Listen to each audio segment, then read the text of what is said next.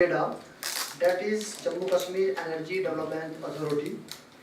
So, sir, I welcome you, and he will deliver the lecture on overview of renewable energy development in Jammu and Kashmir. So now I request to Engineer Uwesh Anwari, please deliver the lecture on concerned topics.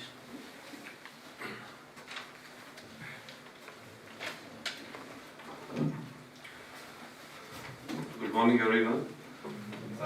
My name is Uwesh Anwari, and on behalf of KALAY, I would like to thank SCOST and Dr. Mudassir Ali in particular for giving us this opportunity to give an insight into the various renewable activities being carried out by KALAY in the UT of Jammu and Kashmir. Before moving on to that, I'll give a brief insight what our department, what our agency is. KALAY is basically the state nodal agency for the Ministry of New and Renewable Energy, Government of India. So, if the ministry conceives a scheme, there is a specific nodal agency in each state for the on-ground implementation of that scheme. For example, recently ministry launched a scheme, the tendering was done by ministry, but the on-ground implementation of that scheme is being done by the state nodal agency, and in our case, it is KALAY. In addition to that, KALAY also does the state-sponsored scheme. For example, we have been installing the solar street lights in various villages, hamlets, towns, and in addition to that, we are also in the process of installing solar home lights, primarily for Gujar Bakarwal areas that are far-flung areas. In addition to that, we also install off-grid power plants in government institutes where the requirement is of 24/7 electricity. For example, hospitals, PHCs. As on date, KALAY is primarily doing two major schemes in the UT of Jammu and Kashmir. The first scheme is Pradhan Mantri Kisan Urja Suraksha Evam Uttam Mahabhiyan. In short form, we call it the PM Kusum scheme also. Now, PM Kusum scheme has three components, as you can see. Component A, Component B, and Component C. First, I'll touch the Component A of PM Kusum scheme. This scheme is primarily if any individual or a farmer has a piece of land that is uncultivable, he's not able to cultivate anything, he can use that piece of land for installing of a solar power plant, a big solar power plant, ranging from 500 kilowatts to 2 megawatts. Say for example, a person has 40 canals of uncultivable land. 40 canals of uncultivable land is sufficient to install 1 megawatt power plant. Power plant will give an income of between 3 lakhs to 4 lakhs in a month. Now, there are two things that are very important. First thing is the determination of tariff. For example, if you install a solar park, you have to sell it to someone, right? And what is the tariff? Who will decide the tariff? Therein, KALAY comes into play. We take up the issue with JERC, Joint Electricity Regulatory Commission, for determination of tariff. We do the hand-holding, we do everything. As on date, we have a tariff of 4 rupees 65 paise, but it keeps on changing. So if a new developer comes in, we'll take up the issue with JERC and give him the tariff. That power. For that, the developer needs to do a power purchase agreement. He has set up the plant, he knows the tariff, but someone has to buy that power. There also, KALAY's role is, we will do the hand-holding, we will assist, we will talk to the purchaser, we will get them on the table, let them have a meeting together. Our role is there. In addition to that, any NOC needed for the installation of this power plant is also, we also help in that case also. This was the component A of PM Kusum scheme.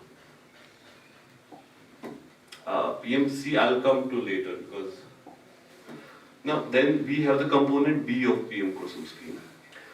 This scheme was launched by the Ministry of New and Renewable Energy, Government of India, 2 years back. The basic purpose, this is a scheme for the upliftment of farmers. Because the government, I will explain how. If we see in our country, as on date, 30 million pumps are being used for agricultural purposes. out of those 30 million pumps, 20 million are electricity based. And that electricity also thermal, it's coal based. And the remaining 10 million pumps are diesel based. So the basic purpose of this scheme is to reduce our dependency on these non-renewable sources like coal, diesel, and switch on to cleaner and renewable sources. The second advantage for the farmer here is, if you ask any farmer, भैया आपको एक साल में कितना diesel खर्च होता है, वो कहेगा 25% तो मेरा डीजल में ही चला जाता है. इसमें we are giving them a solar pump that will replace the diesel and will run free of cost throughout the year.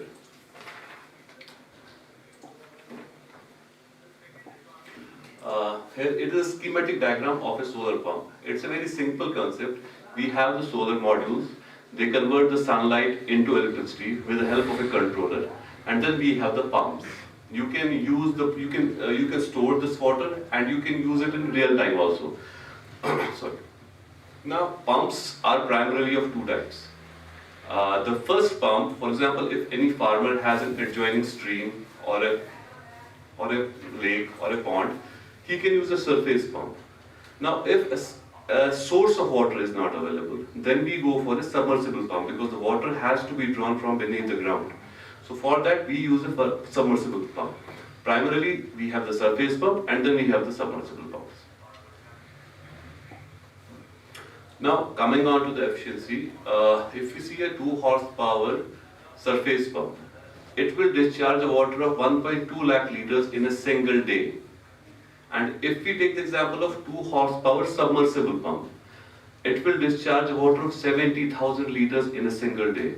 And that is sufficient to cultivate 4 to 6 acres of land. Now, see, as I already told, its scheme is for the upliftment of the farmers. First of all, the Ministry of New and Renewable Energy, Government of India, is giving a subsidy of 50% to all the states and UTs. But in our case, our UT is giving an additional subsidy of 30%. That means out of 100%, a farmer has to pay only 20% as a beneficiary share. And that too, he will get at very nominal interest rates because we have signed an MOU with the JK Bank. So if any farmer is interested, I would say it's a free scheme for the farmers. Now, who can avail the benefit of the scheme? If any farmer who has a diesel waste pump and he wants to change to a solar waste pump, he can avail the benefit of the scheme. In addition to that, if anyone has a piece of land that is where there is not an electricity connection, he can also avail the benefit of the scheme. In addition to that, we have the water user associations, community and cluster-based irrigation systems. I'll explain.